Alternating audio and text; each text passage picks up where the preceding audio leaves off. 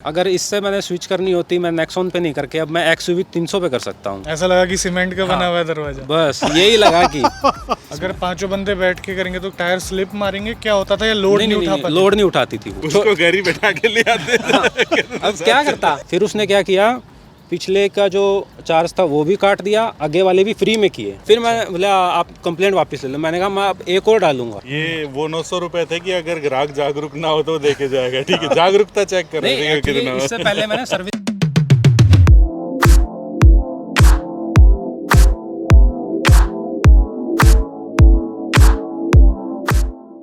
तो टियागो को तो हम कई बार अपनी वीडियो में शामिल कर चुके हैं, लेकिन आपको एक बात बता देनी है कि हर एक ओनर की अपनी अलग कहानी होती है और एक अलग एक्सपीरियंस होता है। और यहाँ पर एक खास बात यह है कि ये टियागो लद्दाख होकर आई है। अब आप ये कहोगे कि इसमें कौन सी बड़ी बात है, लद्दाख तो नैनो भी जा सकती है। जी हाँ, बिल्कुल जा सकती है, लेकिन उस गाड़ी को वहाँ पर ले जाने का उस ओनर का एक्सपीरियंस कैसा रहा वो जानना ज़्यादा ज़रूरी है। तो आइए आपको मिलवाते हैं इस टियागो के ओनर से, जो कि सोनीपत से हैं। तो ये है मिस्टर प्रदीप, और सबसे पहले हम इनसे जानेंगे कि टियागो लेने के रीज़न क्या थे।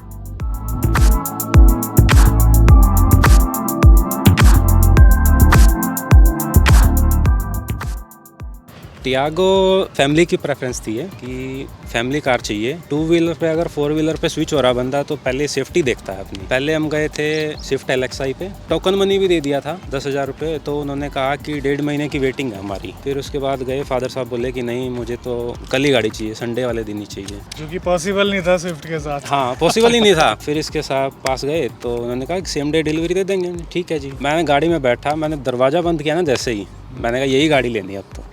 ऐसा लगा कि सीमेंट का बना हुआ है दरवाजा। बस यही लगा कि गाड़ी चलती कैसी है, चिपक के बिल्कुल। मैं स्विफ्ट चलाता हूँ, ऑल्टो भी चलाई है, सेंट्रो भी चलाई है, पर जो मज़ा इसमें है ना चिपक के चलने में, वो किसी और में नहीं है। इस वजह से ये ली। जनवरी 2019 में, दिसंबर की मैन्युफैक्चर है, डिस्काउंट के साथ ली थी। ऑन रोड पड़ी थी 556 और वो 535 का मुझे LXI मिल रहा था स्विफ्ट का बेस मॉडल ऑन रोड। ये बताइए कि लद्दाख का कैसा एक्सपीरियंस रहा? लद्दाख मेरी 5'9" हाइट है और मेरे जितने सेम 4 बंदे और थे, पांचों, और डिग्गी हमने पार्सल ट्रे हटा दी थी, ऊपर तक सामान था हमारा, पीछे से झुक गई थी वैसे गाड़ी, पर कहीं पे भी नहीं अटकी, ना कि नीचे से लगी कहीं पे। अच्छा, कहीं पे भी नहीं। खाड़लुंगला तक ले गए इसको। खाड़लुंगला से जब आते टाइम चांगला पास आ रहे थे ना, तो वहाँ से क्या हुआ कि चढ़ाई कुछ ज़्यादा स्टीफ है, वो गाड़ी रोकनी पड़ी। सामने से व्हीकल भी आ रहा था तो एग्जैक्ट नहीं चढ़ रही थी, क्या होता रिवर्स करके जब चढ़ानी पड़ रही थी। अब 2 बंदे उतरते थे तब चढ़ती थी, वरना कोई इशू नहीं आया। चल रही है कंटिन्यूसली तब तो कोई इशू नहीं आता, जब रुक जाती है तब पिक करनी पड़ती है, तब दिक्कत आती है। अगर पांचों बंदे बैठ के करेंगे तो टायर स्लिप मारेंगे, क्या होता था, या लोड नहीं उठा पाते? लोड नहीं उठाती थी वो। कोई पत्थर वत्थर टकराया ही नहीं नीचे? ना बिल्कुल भी नहीं। क्योंकि किसी हमारे भाई सब्सक्राइबर भाई ने कहा था पत्थर 2 टाइप के होते हैं। एक छोटा पत्थर, एक बड़ा पत्थर। देखा था। तो बड़ा पत्थर नहीं टकराया? नहीं, कोई इशू नहीं आया गाड़ी में, पंचर तक नहीं हुआ। तो ये बताओ कि माइलेज क्या निकालती है? माइलेज अभी मैं चला के लाया, अभी 17 की हाईवे पे निकाल रही है। अगर इको मोड में चलाऊंगा तो ये 27 के आसपास निकाल देती है मेरी। MID की बात कर रहे हो? हाँ MID की बात कर रहा हूँ मैं, एक्चुअल की नहीं कर रहा। MID शो कर रहा है। एक्चुअल कितना देती है? एक बार नापा था मैंने कि मैंने 500 रुपये का तेल डलवाया। मैंने कहा नाप के देखता हूँ। इको मोड में चलाई उस दिन मैंने, 500 का डलवा है और उसमें डिस्टेंस टू एम्पिटी दिखा रहा है 35। 500 रुपये का डलवा दिया मैंने। 100 किलोमीटर चलाई, उसमें जब वापस आया ना, घर पे आया तो उसमें 38 बाकी था डिस्टेंस टू एम्पिटी। अभी देखो 500 के तेल में मेरी 100 किलोमीटर चल गई, हिसाब ठीक ही है। मतलब कि कहने का मतलब ये है कि मीटर पे भरोसा नहीं करना चाहिए। देखो हमें भी पता है कि टियागो किस टाइप की गाड़ी है, ठीक है, आप सभी लोगों को पता है ऑलमोस्ट कि कितनी सॉलिड गाड़ी है। सिर्फ देखने वाली ये बात है कि टियागो लेकर के जो ओनर है वो कितना बेफिक्रा टाइप से जो है वो हो जाते हैं, समझ रहे कि यार टेंशन फ्री गाड़ी ले ली है, माइलेज में भी ठीक है, सेफ्टी वाइज भी ठीक है, सारी चीज़ें ठीक है। लेकिन दिक्कत कहाँ आती है, जो बाकी लोगों को आती है, वो आती है सर्विस के अंदर। सर्विस में बहुत आती है जी। आपको भी? हद से ज़्यादा। अच्छा। मतलब 31,000 चलिए, 2 बार आपको 2 या 3 बार जाना पड़ा होगा सर्विस स्टेशन सर्विस के लिए, हमारा मानना ये है। 30,000 की सर्विस हुई। उन्होंने मेरे गियर बॉक्स में दिक्कत आ रही थी, फर्स्ट गियर और रिवर्स गियर एंगेज नहीं हो रहा था फर्स्ट टाइम पे। तो उन्होंने आगे क्लच बोनट खोल लिया, क्लच का कोई तार वो होगा उसमें नट टाइट कर दिया, ठीक है जी, चल गई। वहाँ से निकला 2 किलोमीटर भी नहीं गया होगा, फिर वही दिक्कत। वापस आया मैं, फिर मैंने कहा फिर ठीक करो जी। बोला जी कर दिया, फिर गया, फिर आया। मैंने एक ही दिन में 4 या 5 चक्कर काटे वहाँ के, ठीक नहीं हुई फिर भी वो दिक्कत। उसको घर ही बैठा के ले आते। अब क्या करता।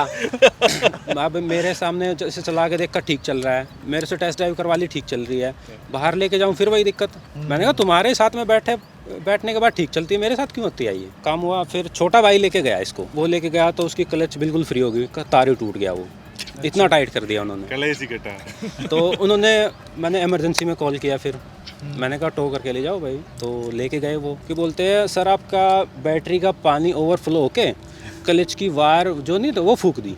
मैंने कहा ये अच्छा सांग है। फिर मैंने वो जो मैकेनिक था वो पकड़ा, मैंने कहा भाई मैंने सर्विस पे तेरे को दी थी। मैंने कहा ला अपने मेरे सामने पानी चेक किया उसने बंदे ने, बोला जी कम है पानी। मैंने कहा ठीक है डाल दे भाई, उसको पता था फिर भी ये सफिशिएंट है, फिर भी उसमें डाल रहा है, तो कोई ये तो देखो ना आप।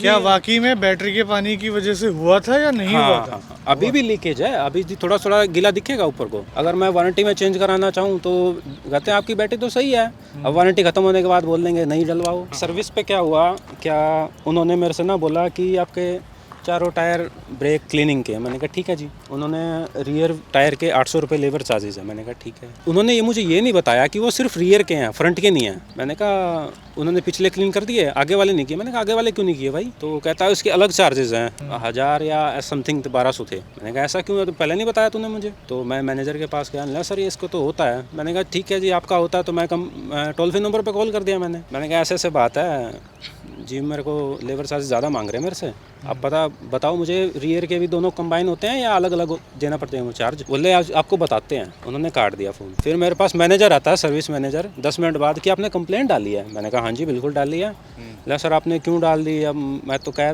करवा देता, ऐसा ही करवा देता। फिर उसने क्या किया, पिछले का जो चार्ज था वो भी काट दिया, आगे वाले भी फ्री में किए। फिर मैं बोला आप कंप्लेंट वापस ले लो। मैंने कहा मैं अब एक और डालूंगा। मैंने कहा तू मेरे पास नेक्सॉन भी है, मेरे साले के पास है, मेरी गाड़ी में मेरे को देख के तू चार्ज काट दे रहा, किसी दूसरे बंदे को काटेगा तू तो। मैंने फिर कंप्लेंट डाल दी, पर ये है कि कंप्लेंट डालने के बाद कोई रिस्पॉन्स नहीं आता उनका। अब मैं गया हुआ था पिछले महीने, शादी में गया हुआ था, रात को स्ट्रीट लाइट जल रही थी, पीली थी वो भी, तो हेडलाइट में दिखती नहीं थी। अब वो गाड़ी मैंने ऑफ कर दी, हेडलाइट ऑन छोड़ गई। अब एसी का ब्लोअर भी चल रहा, बैटरी डाउन, हेडलाइट ऑन थी। अब मैं उसके साथ बैठ के बत्ते मार रहा। अब मुझे कहाँ था ध्यान था कि आगे हेडलाइट भी ऑन है, ये दिक्कत आएगी। इमरजेंसी में कॉल की मैंने कहा सर ऐसे ऐसे मेरी बैटरी में इशू है कि आप कब तक आओगे? बोला मैं पानीपत हूँ, गोहाना से पानीपत अप्रॉक्स 47 किलोमीटर है। वो बंदा बोलता मुझे 1.5 से 2 घंटा लगेगा। मैंने कहा ठीक है जी आ जाओ, कोई इशू नहीं। फ़ोन किया उसने 4 घंटे बाद बंदे ने, इमरजेंसी वाले का नंबर नहीं देते हुए एक्चुअल बंदे का, वो company toll free number call करके उसको कॉन्फ्रेंस करके तब लाइन पे लेती है। उसका फ़ोन आया, सर मेरी टायर पंचर है टोल के पास, मैं नहीं आ सकता। रात को बंदा अपनी फैमिली के साथ ऐसे फंसा हुआ, वो बंदे कहते पंचर है मेरी गाड़ी, मैं नहीं आ सकता। 1 घंटा की इमरजेंसी है ये। सर्विस कॉस्ट कितनी आती है, कितना लेते हैं आपसे? अभी सर्विस कॉस्ट जैसे मैंने 30,000 की अभी कराई 15 से 20 दिन पहले, 5400-5500 समथिंग थी, वो भी पेड। बैलेंसिंग वगैरह वहीं से करा? नहीं बैलेंसिंग नहीं करवाई। इससे पहली वाली जो थी ना, लद्दाख से आने के बाद जो मैंने सर्विस कराई थी, उसमें क्या हुआ, मैंने कहा सब चीज़ें क्लीन कर दे इसकी भाई, जो भी है फिल्टर वगैरह जो चेंज करना वो कर दे। तो उन्होंने क्या किया, एक पता नहीं क्या चार्जेस था, लेबर या कुछ चार्जेस था, 900 रुपये ऐड कर रखे। मैंने वो बिल पढ़ लिया, मैंने कहा ये किस चीज़ के, मैं पूछता गया 900 रुपये पे आया ना। एडवाइज़र भी खड़ा, जिसने बिल काटा वो भी खड़ा, साइड में मैनेजर का कैबिन, सर्विस मैनेजर का। मैंने कहा ये 900 रुपये किस चीज़ के हैं भाई? एडवाइज़र उसकी साइड देखे, वो उसकी साइड देखे, अब इसको क्या बताएं 900 रुपये किस चीज़ के हैं? अगर मैंने बोल दिया तो उन्होंने हटा दिया, वरना वो चिप जाते। ना किस चीज़ के हैं? ला सर ये तो डिस्काउंट हो जाएगा आपका। अच्छा। ये नहीं बताया किस चीज़ के हैं। ये वो 900 रुपए थे कि अगर ग्राहक जागरूक ना हो तो देखे जाएगा, ठीक है, जागरूकता चेक कर नहीं, इससे पहले मैंने सर्विस में काम किया था, मैं होंडा 2 व्हीलर में था, पार्ट्स में था, तो मैं बिलिंग करता था। तो कस्टमर मेरे से पूछा करता कि ये 30 रुपए किस चीज़ के हैं, इसके किस चीज़ के हैं। 2 रुपए की पार्सल के लिए भी पूछता था मुझसे। मैं बदला लूंगा। हाँ अब मैं बदला लूंगा। मैं थोड़ा सा क्या है, म्यूज़िक ज़्यादा सुनता हूँ। अच्छा। मैंने इसमें इसका ये हरमन वाला निकाल के टच स्क्रीन डलवा लिया। मैंने कहा चलो यार डलवाते हैं, सब लोग डलवाते हैं, हम भी डलवा लेंगे। मज़ा नहीं आया। फिर इन्फिनिटी का था, मज़ा नहीं आया। इसका 20 था, उसका तो 18 था। ये सोच के चलो, फिर मैंने कहा उल्टा मेरा यही डाल दे। 100 बात की एक बात, आज के दिन में 5.5-6 लाख के अंदर आपको कोई गाड़ी लेनी हो, कौन सी लोगे? मैं टियागो लूँगा या i10 पे जाऊँगा मैं। नियोस वगैरह पे। अगर इससे बाद मैं इसको एक्सचेंज करने की सोच रहा था नेक्सॉन के साथ, जो अभी नई वाली आई है, फिर देखता हूँ कि सर्विस सेंटर बेकार है यार, मज़ा नहीं आता। बंदा शुरू में ले लेता है, फिर उसके बाद पछताता है। अगर इससे मैंने स्विच करनी होती, मैं नेक्सॉन पे नहीं करके अब मैं XUV 300 पे कर सकता हूँ, क्योंकि जो महिंद्रा का सर्विस सेंटर है ना, वो बहुत ज़बरदस्त है। प्रोडक्ट के अंदर कोई कमी नहीं है, इनको प्रोडक्ट से सुपर हैप्पी हैं। दिक्कत आ रही है थोड़ी सी सर्विस में बहुत ज़्यादा दिक्कत है। और देखो ऐसा नहीं है कि टाटा के सर्विस सेंटर अच्छे नहीं है, कई जगह पर बहुत बढ़िया है। ये डिपेंड करता है कि जगह कौन सी है, क्या है। लेकिन मेजोरिटी अनफॉर्चुनेटली ऐसा है कि मेजोरिटी ऑफ पीपल जो क्या कह रहे हैं कि भैया टाटा की सर्विस से दुखी है। तो ये है इनका सर्विस एक्सपीरियंस प्रदीप जी का, काफ़ी खुश है अपनी गाड़ी से, लेकिन सर्विस अच्छी हो जाती तो ये अपने प्रोडक्ट से 100% सेटिस्फाई हो जाते। अभी भी 60% खुश हूँ। 60%। 40% ये है कि सर्विस की साइड से वो है। हाँ, लेकिन ये एक्सचेंज के अंदर नेक्सॉन लेने वाले थे, अब किसी और का सोच रहे हैं। सिर्फ सर्विस की वजह से। तो दोस्तों मिलते हैं ऐसे किसी नेक्स्ट वीडियो के अंदर, लेकिन इसी मैसेज के साथ समाप्त करेंगे कि अगर 4 व्हीलर चलाते हैं तो सीट बेल्ट जो है वो जरूर डालिएगा, अगर 2 व्हीलर चलाते हैं तो हेलमेट जरूर पहनिएगा। जय हिंद, जय भारत। भारत माता की थैंक जय। You Pradeep ji, thank you. और एक बात और, कभी भी रोड पे चलो तो अग्रेशन के साथ नहीं, काम डाउन होके चलो। और आपने भी अपनी गाड़ी का अगर ओनरशिप एक्सपीरियंस शेयर करना है तो इस ईमेल आईडी पे आप हमें जो है मैसेज कर सकते हैं। अगर हमारा आपके शहर की तरफ आना हुआ तो आपसे मिलने की कोशिश ज़रूर करेंगे।